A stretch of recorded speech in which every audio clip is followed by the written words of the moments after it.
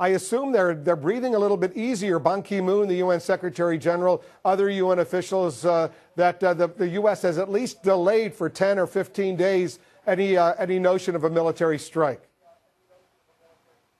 I suppose on one hand, he made it clear he thinks military action is appropriate. But yes, there is this 10-day delay now, which will feed into the opinion of Ban Ki-moon, the Secretary General here, that there should be a political solution of some description. And of course, when asked earlier, his spokesman said, look, is a war without a resolution legal? And he said, look, he underscored the importance of the UN Charter, which effectively said it wouldn't be. What this time period now presented by Barack Obama does do is significantly increase the likelihood that we will have heard from UN inspectors their report before Congress votes or roundabout when they begin that process. We don't have an exact timeline from the UN. In fact, they're very keen to stay away from it, but they are stressing they're going to expedite this process as quickly as possible. And we're talking about samples being taken from the alleged sites of chemical attacks in Syria, flown, it seems, to The Hague at this point. They're being processed now. They're probably going to start that at some point in the laboratories tomorrow. When those results come back, which, to say, could take a week, and then, of course, other information processed from interviews with survivors or witnesses,